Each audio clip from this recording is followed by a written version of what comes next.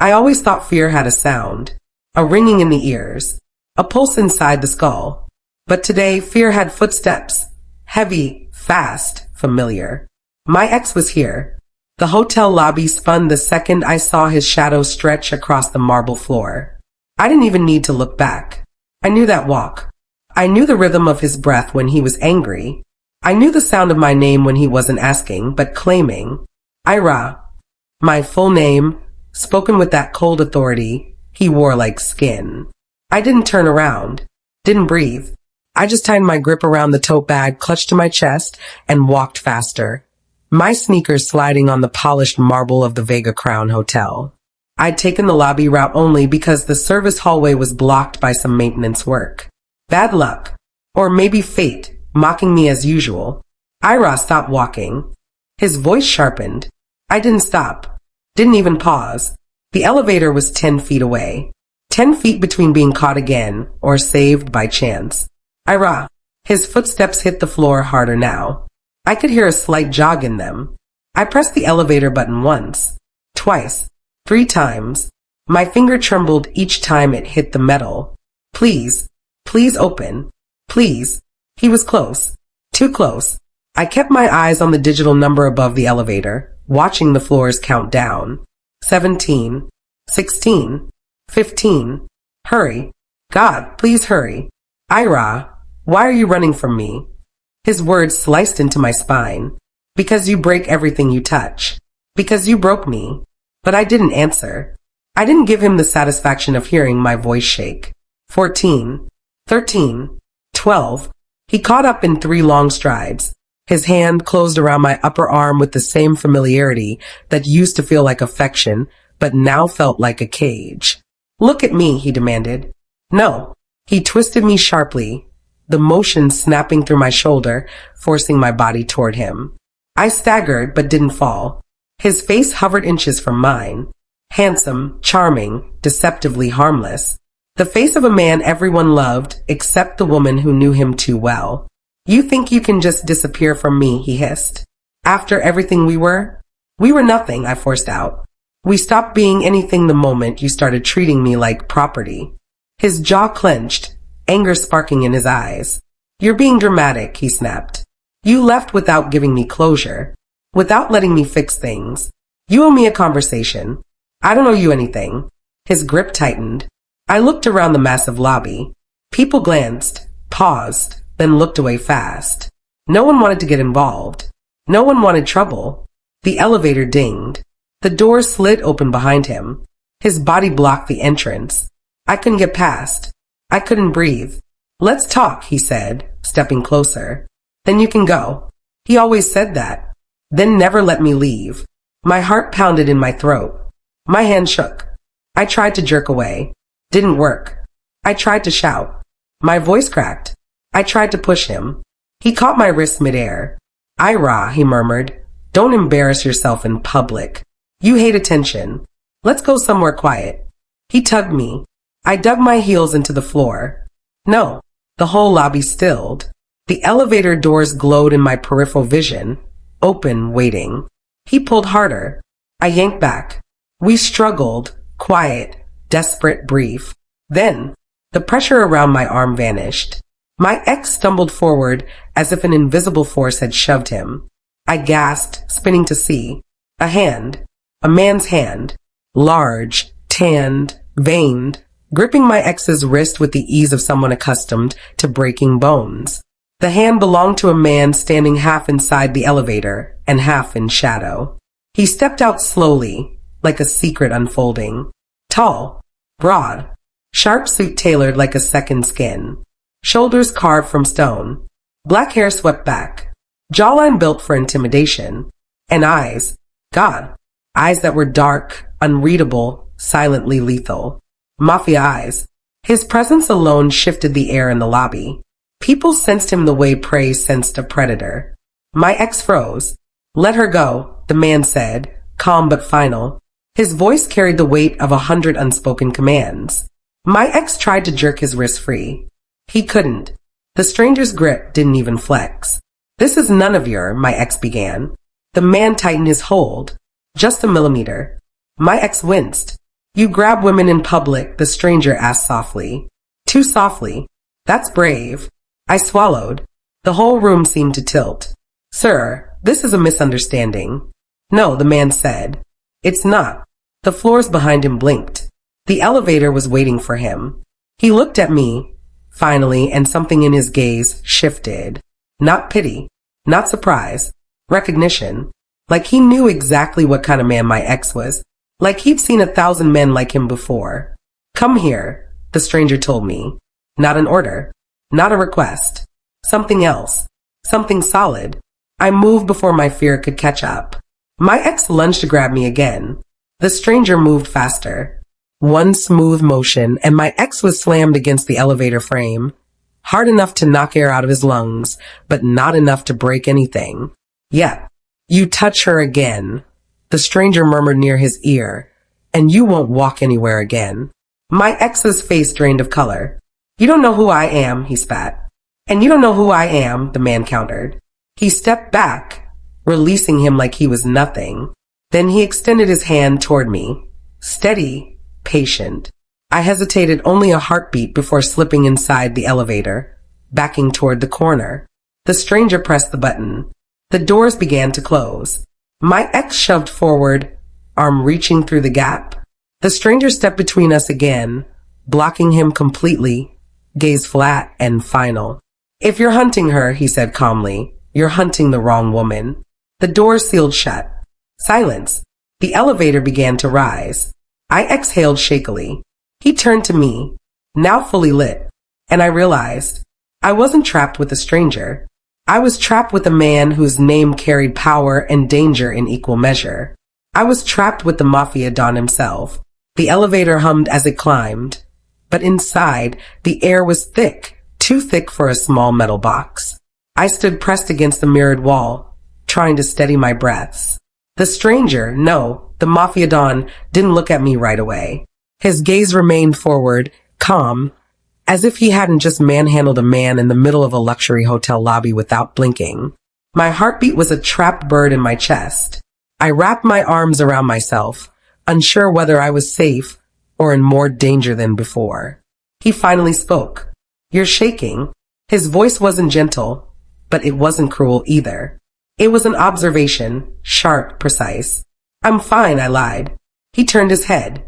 Just slightly. Those dark eyes slipped over my face, down to my trembling hands. You're not.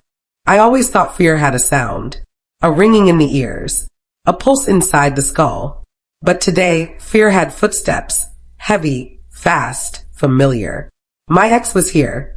The hotel lobby spun the second I saw his shadow stretch across the marble floor. I didn't even need to look back. I knew that walk.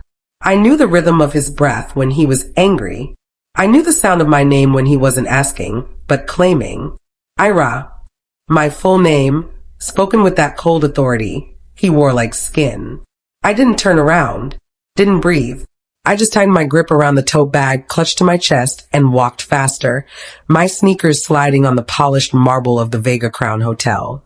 I'd taken the lobby route only because the service hallway was blocked by some maintenance work. Bad luck. Or maybe fate, mocking me as usual. Ira, stop walking. His voice sharpened. I didn't stop. Didn't even pause. The elevator was 10 feet away. 10 feet between being caught again, or saved by chance. Ira. His footsteps hit the floor harder now. I could hear a slight jog in them. I pressed the elevator button once. Twice. 3 times. My finger trembled each time it hit the metal. Please. Please open. Please. He was close. Too close. I kept my eyes on the digital number above the elevator, watching the floors count down. 17. 16. 15. Hurry. God, please hurry. Ira, why are you running from me?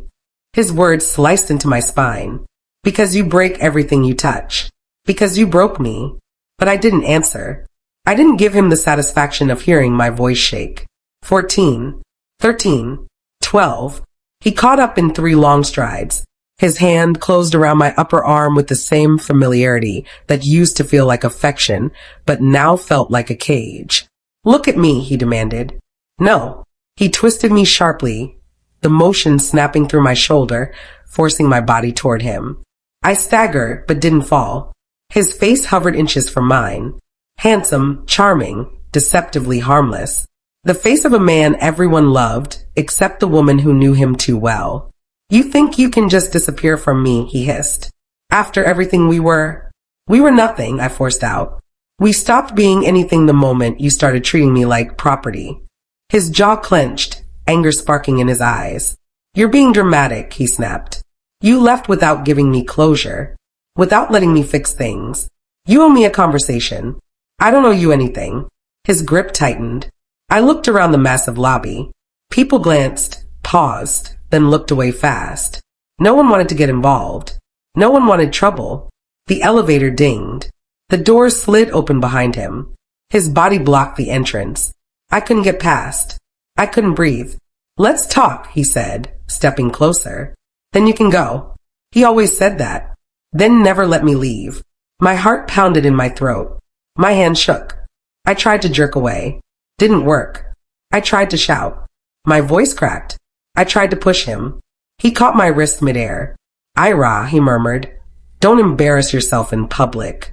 You hate attention. Let's go somewhere quiet. He tugged me. I dug my heels into the floor. No, the whole lobby stilled. The elevator doors glowed in my peripheral vision. Open, waiting.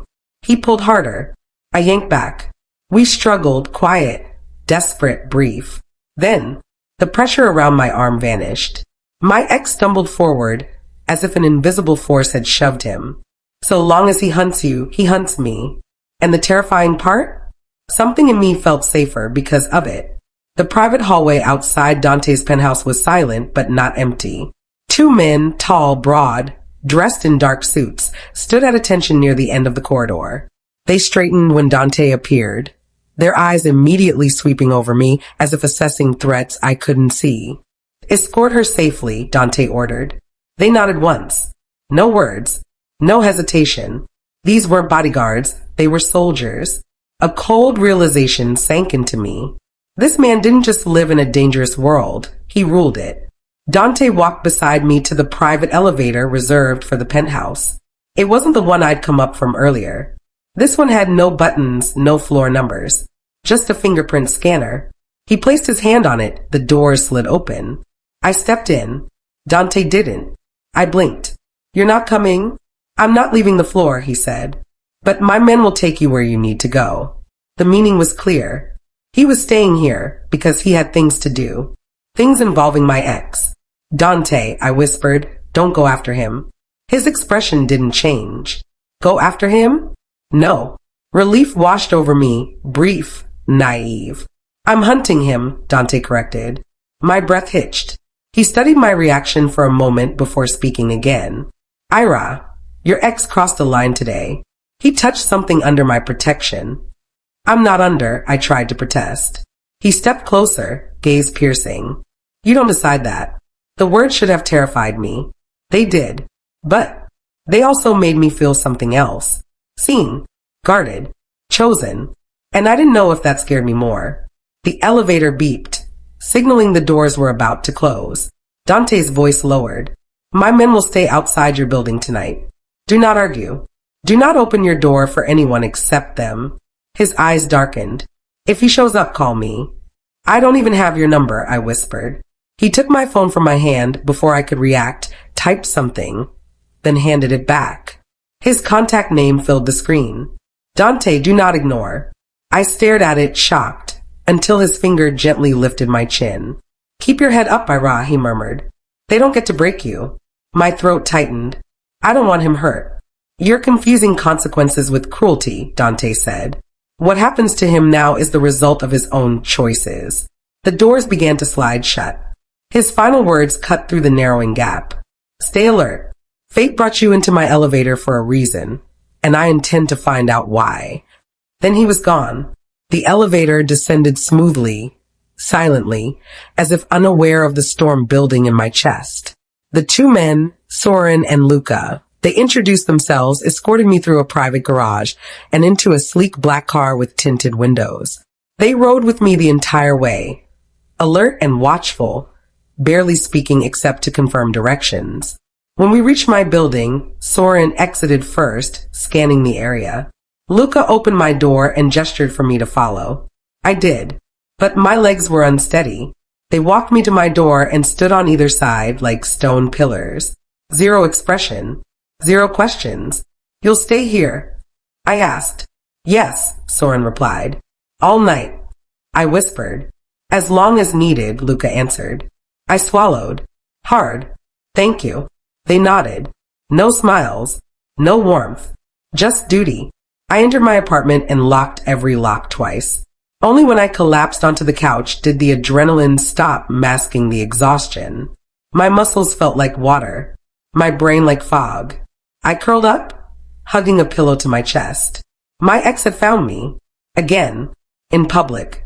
Ready to drag me back into the life I'd clawed my way out of.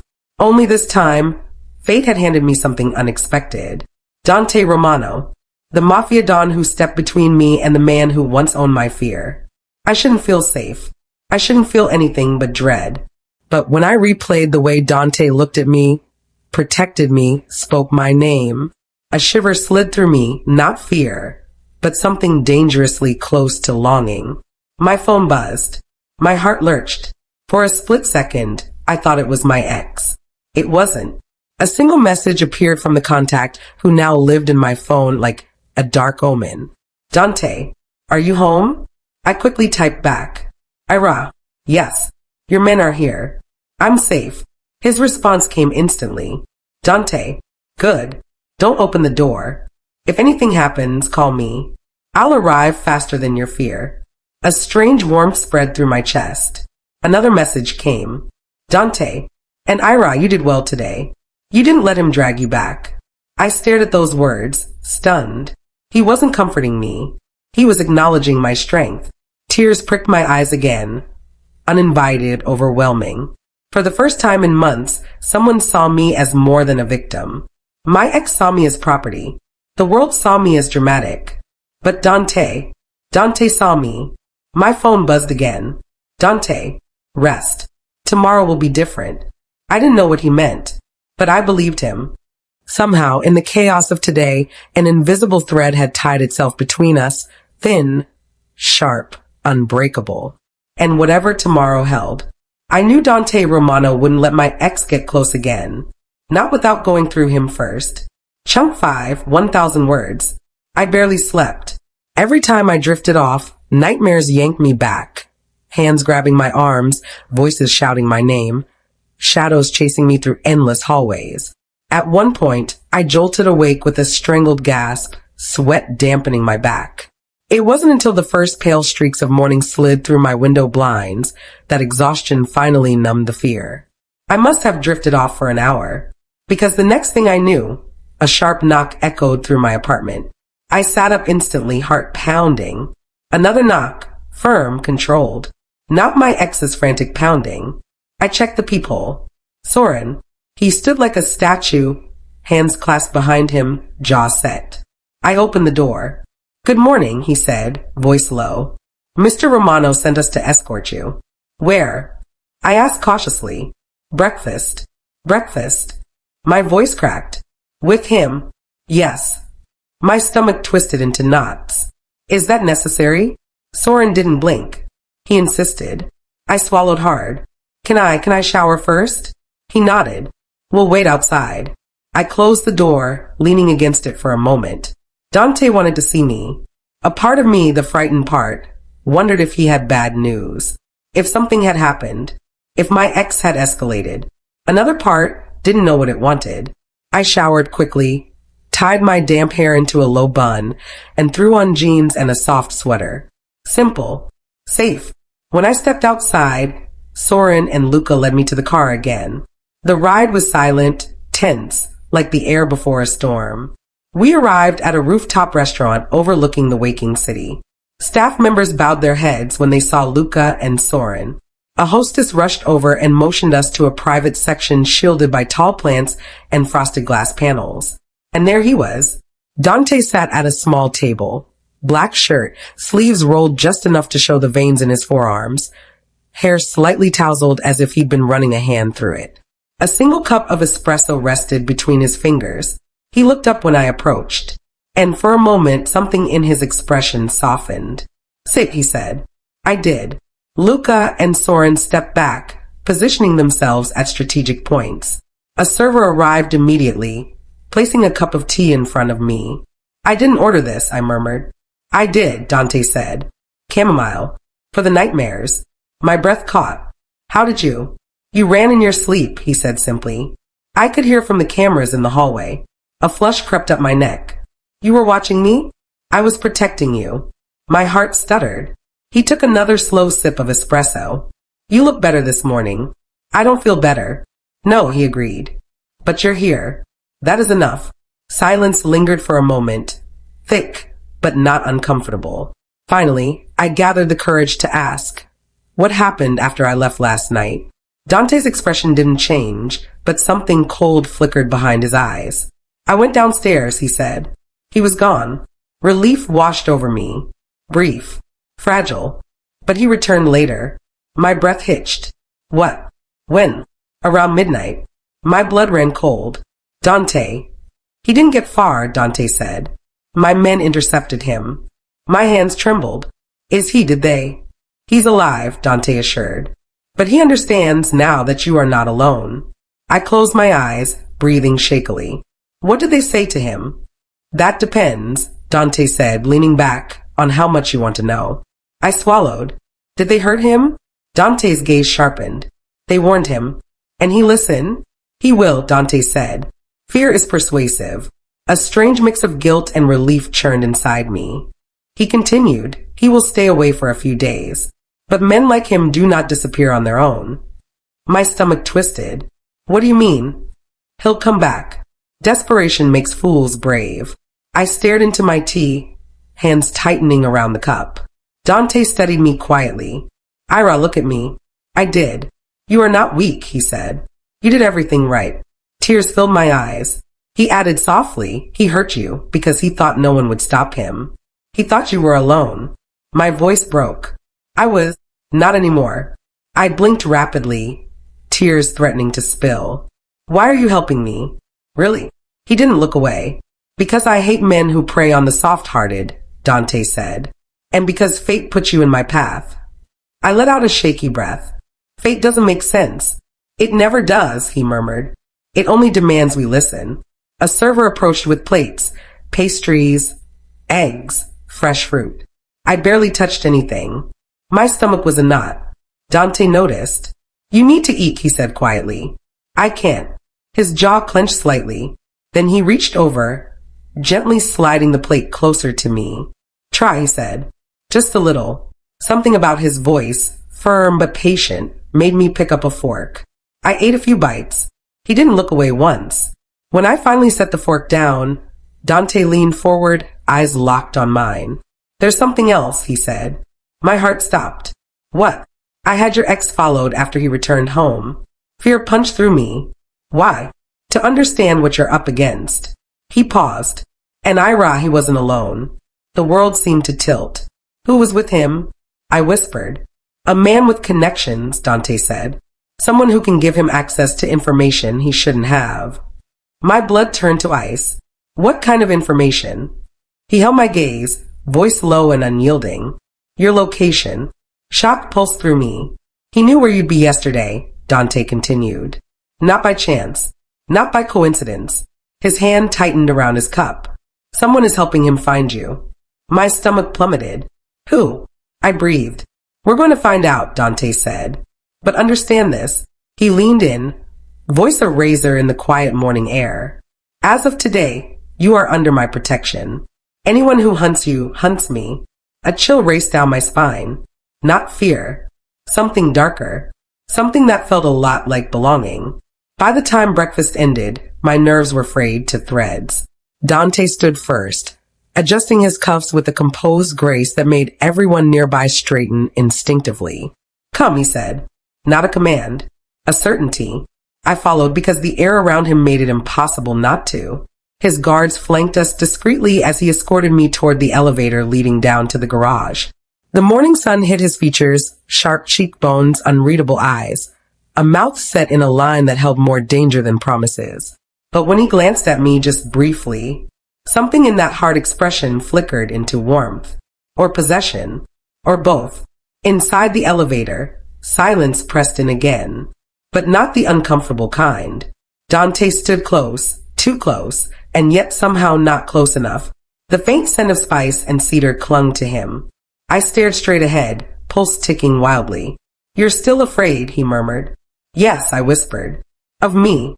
I hesitated. His gaze dropped to the hesitation itself. I exhaled shakily. "More of everything around you." His jaw flexed. "You'll adjust." "I'm not sure I want to," I whispered. "You will," he said simply, as if fate had already decided. When the elevator doors opened, we stepped into the underground garage.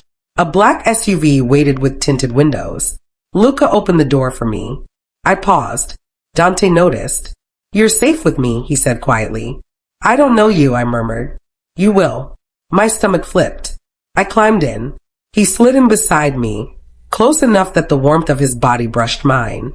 The SUV glided out of the garage like a shadow, moving through the city with tinted silence. "Where are we going?" I finally asked. "To your apartment," Dante said.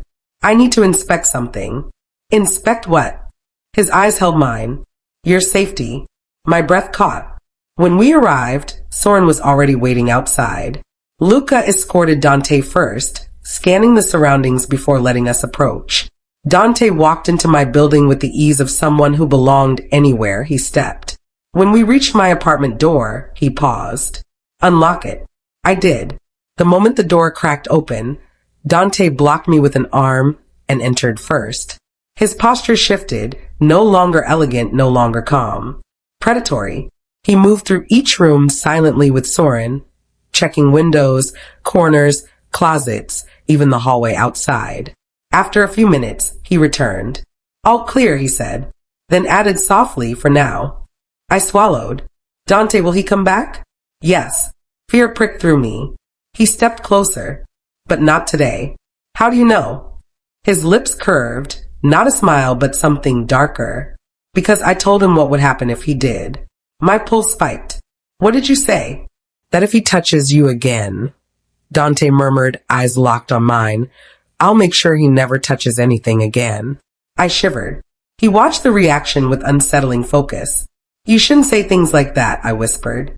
"Why?" "Because I'll believe you." "You should." My breath hitched. He moved past me to the window, staring down at the street below. "My men will rotate shifts. You won't be alone at any point." "Dante." "No," he said sharply, turning to face me. His voice softened only a fraction. "You don't argue with me about safety." I clenched my jaw. "I'm not used to relying on anyone." "Then start."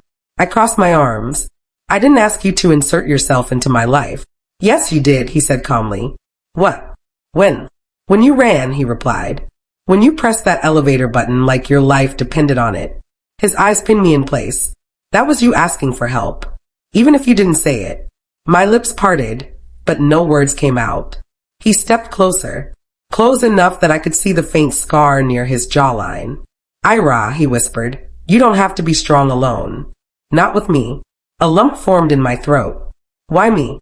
His hand lifted, slow, deliberate, and brushed a stray strand of hair from my face. The touch was feather-light, but it shot electricity down my spine. "Because fate put you in my elevator," he murmured, "and fate rarely gives second chances." His fingers skimmed my cheek before dropping away. The absence felt cold. "Dante," I said softly, "what happens now?" He studied me like I was a puzzle he was trying to solve with his hands instead of his eyes. "Now," he repeated. "Now I keep you safe. And after that?" A slow, dangerous smile touched his lips. "After that, we see what you do with the freedom I give you." My breath caught. He stepped back, giving me air again. "I'll return tonight to check on you." "You don't have to." "I do," he said, "because I don't leave unfinished things." His gaze dropped to my lips. "And you, Ira, are very unfinished." My knees nearly gave out. He turned to the door, calling for the guards. Before leaving, he paused, looking at me one last time. Long, slow, deliberate. "Remember this," he said quietly. "You're not the prey anymore. The door opened. His final words drifted back as he stepped out. You stepped into the elevator running from a man, but you stepped out belonging to a monster who protects what's his. The door closed. And the terrifying part? My heart wasn't entirely afraid. The apartment felt too quiet after Dante left, like the walls were still holding the echo of his presence. I paced back and forth, unable to calm the storm inside my chest. Every room reminded me of the fear I'd lived with and the unexpected safety I'd just tasted. It was late afternoon when I received another message. Dante, someone tried to access your building's visitor logs. My heart lurched. I typed quickly. Ira, was it him? The reply came sharp. Dante. Yes. He used a different name. He's more desperate than I thought. Panic clenched my stomach. I sat on the couch, hugging a pillow to my chest. Another message popped up. Dante, I'm coming. 3 words. 3 consequences. I knew what they meant. I wasn't alone anymore. Minutes later, a quiet knock came. I checked the peephole. Dante. He stepped inside with the force of a storm trapped in silence. His jaw was tight, his eyes darker than last night. He's escalating, Dante said. My throat dried. What do you mean? He tried accessing lobby cameras, then the logs, then asked your neighbor questions. Fear shot through me. My neighbor? Which one? The old woman across the hall. I pressed a hand to my mouth. Dante continued. He pretended to be a delivery driver looking for your unit. She didn't believe him. Thank God, I breathed. She didn't believe him, Dante said, because Luca was there. He intervened. The tension in my chest loosened, slightly. Dante stepped closer, lowering his voice. Ira, this ends tonight. I blinked. What do you mean? He's hunting you harder because he thinks you're still alone. Dante paused. I'm going to make sure he understands you're not. He walked through the room like he owned the air itself, checking the windows, the locks, the hallways again. Every move was sharp, strategic. When he returned to me, I asked quietly, what are you going to do? I'm going to bait him. My breath tangled. No. Dante, that's dangerous. He's unstable. And I'm worse, he said, voice like steel.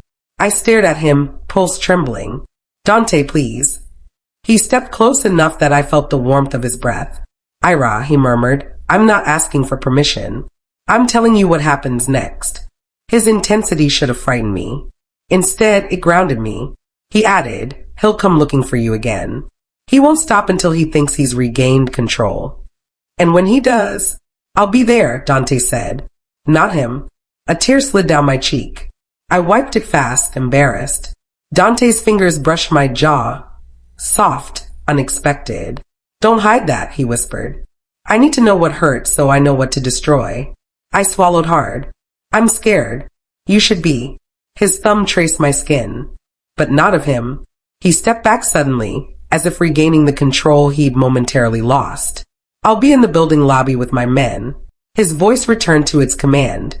If he comes, we take him. Take him, I whispered. Alive, Dante clarified. For now. A chill crept up my spine. He moved toward the door, then paused. Ira. I looked up. If he shows up here before I do, hide in the bathroom. Lock it. Don't make a sound. His eyes burned with something like fury. And call me. First. Not the police. Why? He held my gaze. Because I'll get here fastest. The door shut. And the waiting began. The hours crawled. Evening sank into night, and every small sound, the creak of pipes, a neighbor's footsteps, the elevator ding, tightened every muscle in my body. I tried reading. Didn't work. Tried watching something. Failed. Tried sleeping. Impossible. At 10:42 p.m., my phone buzzed. I flinched. Unknown number. Ira, are you awake? I need to talk to you. My blood iced over. Him. My ex. My breath caught, fingers trembling. He sent another message. Unknown number. Please, just open the door. I know you're home. I clamped a hand over my mouth to stop the panic sound rising in my throat. Another message. And another. Unknown. I saw you go in. Why are you ignoring me? We need to talk. You can't avoid me forever. Panic shook my bones. I typed only one word. to the only man who could stop this. I rawled Dante. He's here.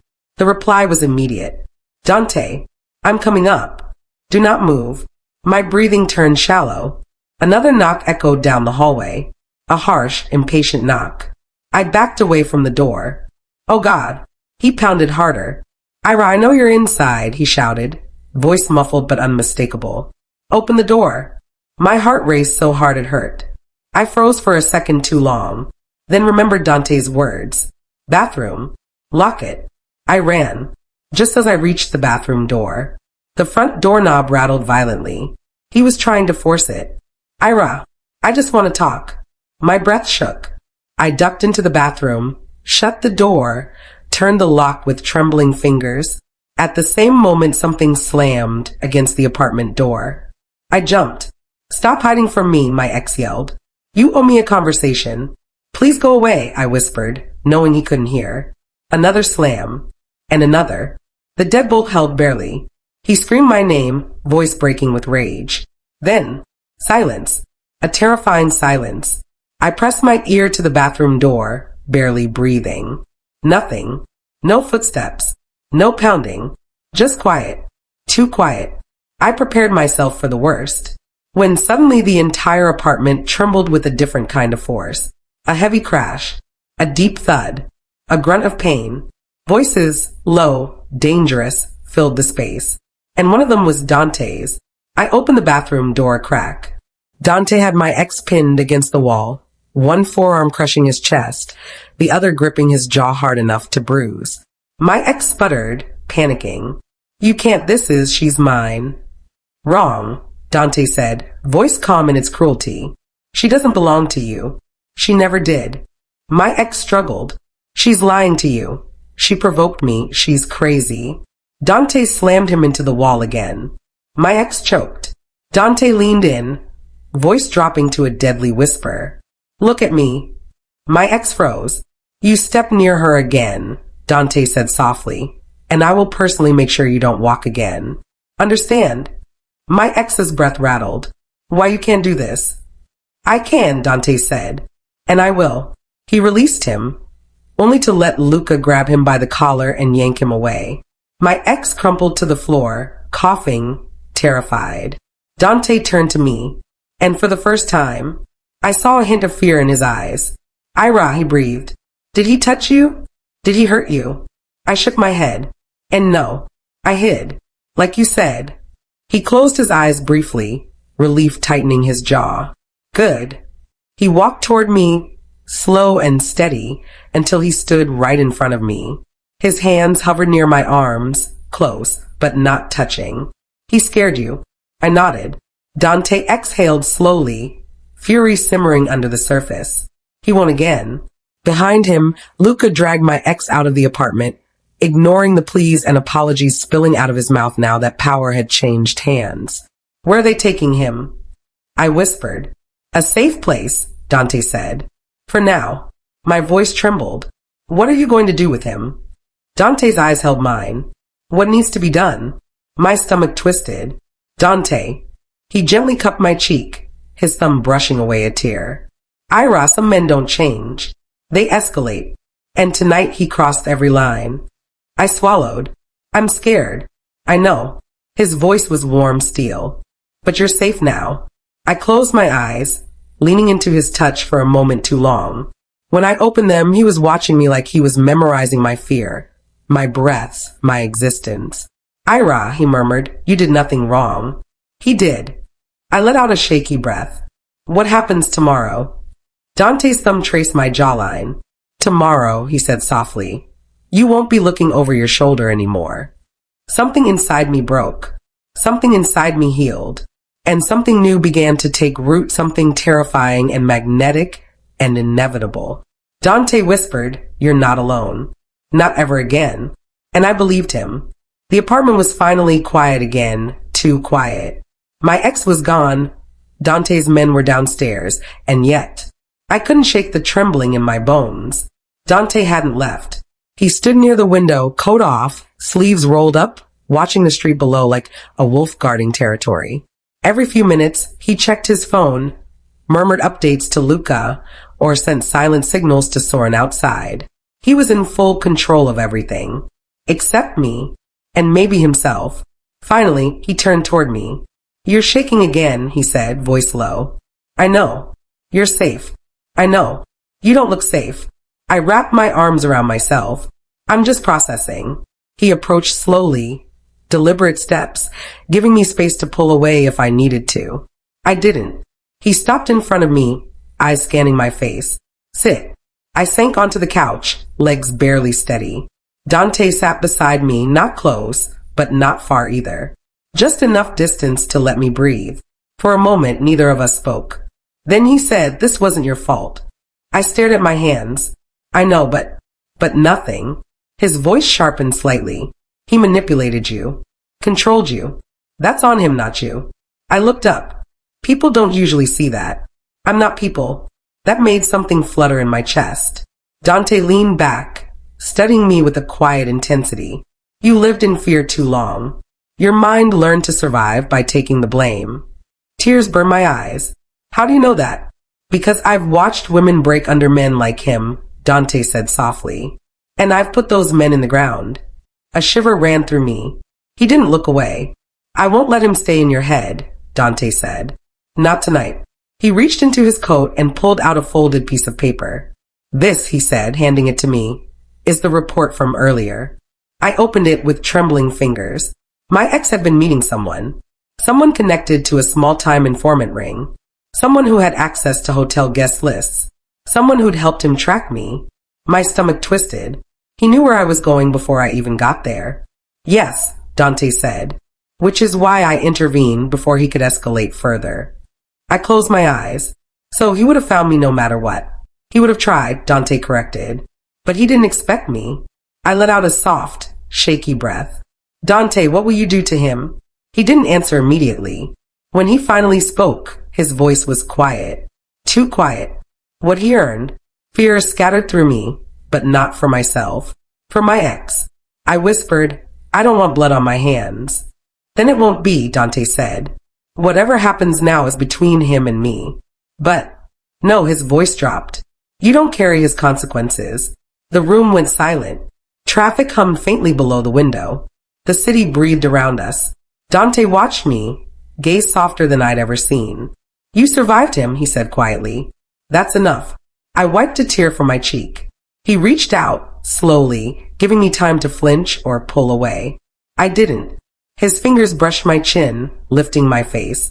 "You're strong," he murmured. "You didn't break." I felt like I did. "You bent," Dante corrected. "You bent so you wouldn't shatter." "That's strength, Ira." My breath trembled. "Why do you care?" "Because I saw the fear in your eyes when those elevator doors opened," he whispered. "And I saw the fight in you when you tried to pull away from him." His thumb traced my cheekbone. "And I don't ignore what wakes the predator in me." Heat flushed my skin. "Dante," he leaned in just slightly, close enough for his breath to warm my lips. "I'm not asking for anything," he murmured. "Not tonight. Not ever. But understand this." His voice dropped to a dangerous whisper. "No one hunts what I've claimed." My breath caught. "Claimed." I echoed. His eyes lowered to my lips before returning to mine. "You stepped into my elevator," he said softly. "That makes you mine to protect." He stood suddenly, stepping back before the moment could spiral further. "I'll stay until sunrise," he said. "You'll sleep. I'll watch the door." I blinked. "You don't have to." "I do." He met my gaze. "Because he knows where you live now. And because I gave him a promise." A chill crawled through my spine. "What promise?" "That if he comes near you again," he paused, jaw tightening, "I'll end him." I swallowed hard. "Dante, I don't make empty threats." He took a seat in the armchair near the door, posture relaxed, but eyes sharp. "Sleep," he said gently. "You're not alone tonight. For the first time in months." I believe that. I lay down on the couch, heart still racing, but slowly calming under Dante's unwavering presence. The last thing I saw before sleep finally took me was Dante Romano sitting guard like a silent shadow, watching over me, as if he'd been doing it forever.